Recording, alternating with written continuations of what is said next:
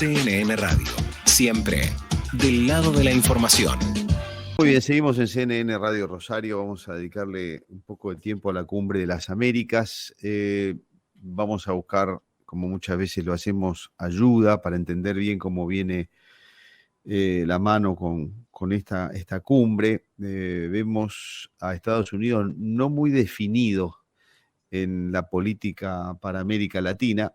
Es una percepción, puedo estar equivocado. Van a haber algunas ausencias importantes. La charlábamos con Garrett más temprano, y no sabemos bien a qué va el presidente Alberto Fernández. No sabemos, Maduro dijo que, no lo invitaron a Maduro, ¿no? Y dijo que iba a estar representado por Alberto Fernández. Y Alberto Fernández, de 2 o 3 semanas a esta parte, ha ido cambiando las posiciones. Incluso se pensaba que no iba a ir. O sea, vamos a ver qué se le ocurre en ese momento y qué dice. Es una sorpresa para todos.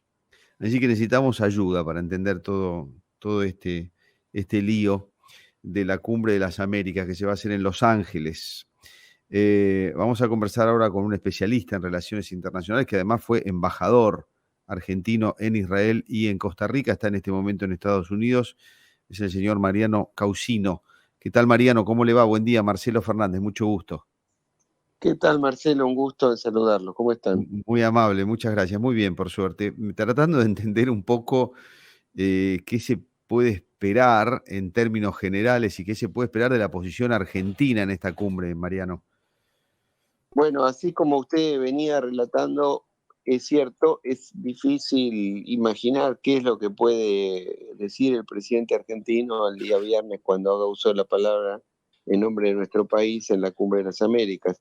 Lo que ocurre es que es una cumbre que se había proyectado con una gran expectativa porque es la primera vez en 28 años que una cumbre del hemisferio se realiza en Estados Unidos después de la primera que tuvo lugar en 1994 en Miami, pero en un espíritu muy distinto al que había en ese momento, porque en aquel entonces había una expectativa de que el mundo marchaba hacia la democracia y el libre comercio, y se proyectó lanzar el ALCA, la zona de libre comercio para todas las Américas, que se iba a consolidar a principios de los 2000, pero en la cumbre de Mar del Plata del 2005 el gobierno de Venezuela y el de la Argentina se prestó a eso, junto con Brasil, a boicotear esa iniciativa. Sí. El resultado de ello fue que finalmente se perdió una enorme oportunidad para los países de la región, porque esa ocasión, que era la que hubiera permitido que en un momento que la economía de los países, de nuestros países estaba en una buena situación, podrían haber los países negociado en conjunto frente a Estados Unidos y tratar de disminuir la asimetría que existe entre Estados Unidos y las naciones latinoamericanas. Pero al no haberlo hecho, eso puso en debilidad a los países de la región, que tuvieron que negociar luego uno a uno o en bloques pequeños, por ejemplo en Centroamérica, y eso generó que el tipo de integración que los países que decidieron hacerla se hizo de una manera desventajosa o no tan ventajosa como hubiera sido frente a Estados Unidos.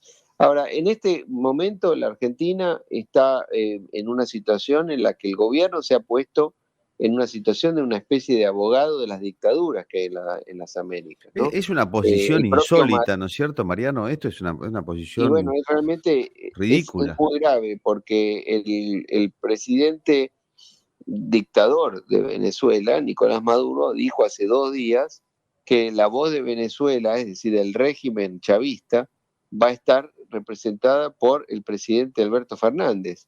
Quiere decir que la propia tiranía venezolana reconoce en el gobierno argentino un abogado, un representante. La realidad es que la Argentina tiene un gobierno que tiene un origen democrático, la Argentina es un país democrático, pero tiene un gobierno que actúa como un gobierno que defiende las dictaduras. A la de Cuba, Mariano, en base a su experiencia, cuando llega la Argentina a una cumbre como esta con una posición tan desencajada como la que parece va a llevar, digo parece porque Fernández es una cajita de sorpresas, el día de mañana puede salir con cualquier cosa, pero si llega y mantiene esta posición de representante de Venezuela, por ejemplo, ¿cómo es mirado, cómo es tomado de cara al futuro de la relación con países como Estados Unidos, después de asumir una posición tan rara?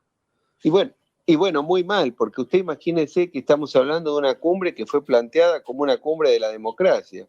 Y lo que ocurre es que en el hemisferio americano, hace 30 años, cuando cayó la Unión Soviética, cuando cayó el muro de Berlín y el mundo y terminó la Guerra Fría, en las Américas quedaba una sola dictadura. Todos los países tenían gobiernos democráticos, todos, menos Cuba, que permanecía desde hacía 30 años en manos de una dictadura. Pero todo hacía suponer que la dictadura castrista iba a terminar sin la asistencia soviética, pero finalmente lograron sobrevivir después del periodo especial, logrando atraer inversiones españolas y de otros países, y después lograron conquistar el poder político en Venezuela, tomar el poder de un país rico en recursos naturales y reemplazaron la asistencia soviética por la asistencia venezolana y controlaron ese país en los últimos 20 años. Y desde ahí exportaron la revolución a través de, no ya de la violencia armada, sino a través de los dictados del Foro de San Pablo y del socialismo del siglo XXI, y conquistaron el poder, volvieron a tomar el poder en Nicaragua, conquistaron el poder en su momento en Ecuador, controlan el poder, por supuesto, en Venezuela y en tantos otros países que adhieren. Ahora, lo que es muy grave es que países democráticos como la Argentina o como México tengan gobiernos que tienen un origen democrático, pero que en los hechos defienden a las dictaduras y violan todos los compromisos que tiene en el sistema americano. Hemos adherido, por ejemplo, la Carta Democrática de la OEA, que fue firmada en el año 2001, que establece que ningún miembro de la OEA puede caer en manos de una dictadura, que son inadmisibles los gobiernos que violan los principios democráticos y el ordenamiento jurídico que hace a un Estado republicano. Uh-huh. Mariano, la posición de Estados Unidos con relación a América Latina en los últimos tiempos, ¿es clara, es nítida, es ocupada o no tanto? Bueno, lo que sucede es que cada vez que se inicia una administración en los Estados Unidos hay una expectativa de que va a resetear de alguna manera la relación con Latinoamérica, y en el caso del gobierno de Biden, que se inició hace un año y medio, esa intención estaba. Lo que ocurre es que el gobierno demócrata, el gobierno de Biden, es visto como un gobierno que no ha logrado consolidar, plantear una iniciativa importante para las Américas, y esto se da en el marco de un crecimiento de la relación de muchísimos países de la región con China, que tiene una economía complementaria con las economías, con muchas de las economías latinoamericanas.